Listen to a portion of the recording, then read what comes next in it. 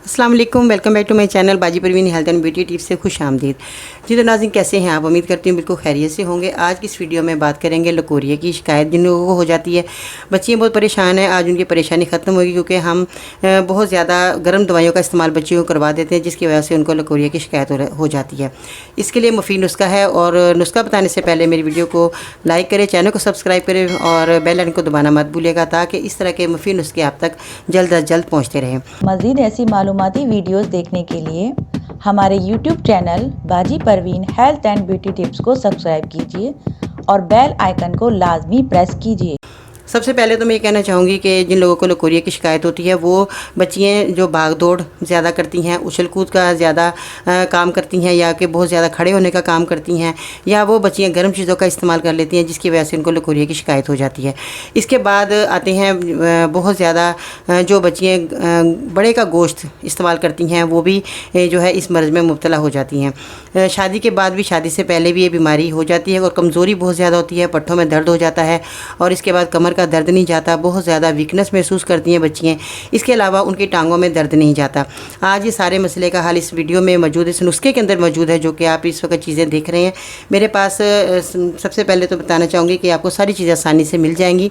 स्याह मूसली है, स्याह मूसली आपको पंसार की दुकान से आसानी से मिल जाएगी, मगर ये चीज़ें दिखाने का मतलब यही होता है कि आपको ये चीज़ों की पहचान हो जाए और आप यही चीज़ें लेकर, दवा लेकर अपने नुस्खे को तैयार कर सकते हैं। शर्त यह है कि अपने घर में लाकर इन चीज़ों का इस्तेमाल करना है, और बनाना भी अपने हाथों से है, ग्राइंड करना है सफाई करने के बाद, क्योंकि इसमें बहुत ज़्यादा कचरा वगैरह भी होता है दवाइयाँ, क्योंकि खाने की आप दवा तैयार कर रहे होते हैं, तो आपने इस दवाई को साफ़ सुथरा ज़रूर कर लीजिएगा।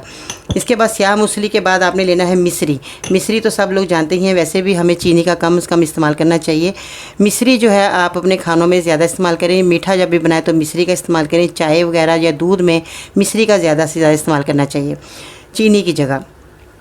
अब आते हैं असगर नागौरी। असगर नागौरी सब लोग जानते ही हैं कि इसमें बहुत ज़्यादा फ़ायदे, के पिछली वीडियो में मैं असगर नागौरी की बहुत ज़्यादा आपको बीमारियां दूर हुई, बहुत ज़्यादा लोगों की बीमारियां दूर हैं। असगर नागौरी की मैंने वीडियो में ये भी बताया कि इसमें असाबी कमज़ोरी दूर करता है, और इसके अलावा बहुत ज़्यादा जिन लोगों को वीकनेस हो जाती है, खून में कमी हो जाती है, जोड़ों में दर्द शुरू हो जाता है, इसकी बहुत ज़्यादा मैं आपको बताना चाहूँगी कि इसमें बहुत ज़्यादा इस दवाई को इस्तेमाल किया गया, मगर लोगों को बहुत फ़ायदा हुआ। आज मैं भी आपको ये बताना चाहूँगी कि जिन लोगों को भी बच्चों को लकोरिया की शिकायत है, उसके बाद कमज़ोरी जब आ जाती है तो ये कमज़ोरी दूर करेगी, इसलिए असगर नागौरी आपने लेनी है। इसमें जो है ये मोटी लकड़ी आप देख रहे हैं, इस तरह की आपने लकड़ी को लेना है। आपने बारीक वाली लकड़ी नहीं लेनी, कि उसमें ताकत नहीं होती, इसके अंदर ताकत ज़्यादा होती है। आपने दुकानदार से यही कहना है कि हमें इस तरह की मोटी लकड़ी दें। ये तो थोड़ी मैंने पहचान बता दी आपको। इसके बाद आते हैं, अब ये लोग, आप सब लोग ये देख रहे हैं कि ये है सफ़ेद मूसली। सफ़ेद मूसली आपने इस तरह की है, आपने ये लेनी है। सफ़ेद मूसली भी आपने घर लाकर पाउडर बनाना है। तो ये चीज़ें अपने हाथों से आपने सारी लेकर साफ़ सुथरी करने के बाद आपने घर के अंदर पाउडर बनाकर इस दवाई को इस्तेमाल करना। अब मैं आपको बताती हूँ क्वांटिटी आपने कितनी लेनी है। सबसे पहले सफ़ेद मूसली आपने 50 ग्राम लेनी है, और स्याह मूसली भी आपने 50 ग्राम ही लेनी है।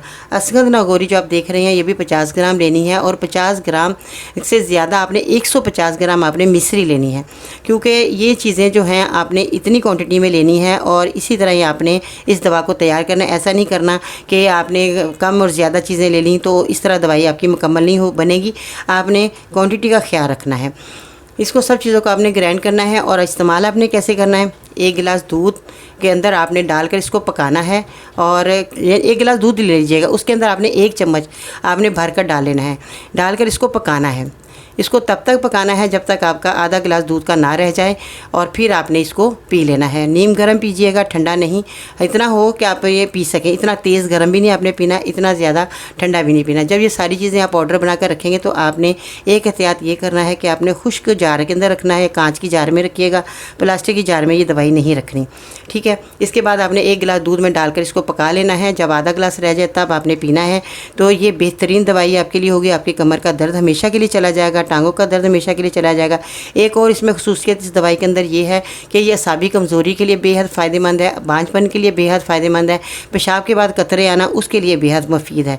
ये दवाई बहुत ज़्यादा आपको जितनी भी आपके जिस्म के अंदर बीमारी हैं, जो भी आप बर्दाश्त कर रहे हैं, वो आप बर्दाश्त करने की ज़रूरत पेश नहीं आएगी, क्योंकि ये बहुत आज़मूदा नुस्खा रहा। जिन लोगों ने भी इस्तेमाल किया उनको बहुत फ़ायदा हुआ। आप लोग भी इस्तेमाल करेंगे तो इंशाल्लाह ताला आपको बहुत फ़ायदा होगा। मेरी वीडियो ज़्यादा से ज़्यादा शेयर करें। जो लोग भी इस बीमारी में मुब्तला हैं वो लोग भी इस बीमारी से दूर हो सकते हैं, तो आप लोगों के लिए दुआ गो भी होंगे। इसके बाद आते हैं बहुत ही एक मुफीद टोटका, जो कि बहुत ज़्यादा बच्चियाँ परेशान होती हैं, घर के अंदर पालक आ जाती है। जब पालक आती है तो उसकी रंगत और जायके को बरकरार रखने के लिए आपने क्या करना है, पालक को उबालते वक्त उसमें चुटकी भर खाने का सोडा, जो कि आपके किचन में मौजूद है, खाने का सोडा आपने शामिल कर देना है। जब आप शामिल करेंगे तो उसकी रंगत और जायके में फ़र्क नहीं आएगा, बल्कि आपकी पालक जो बना रहे हैं वो बेहतरीन जायकेदार बनेगी और बहुत ही उम्दा बनेगी और घर वाले तारीफ़ किए बगैर नहीं रहेंगे।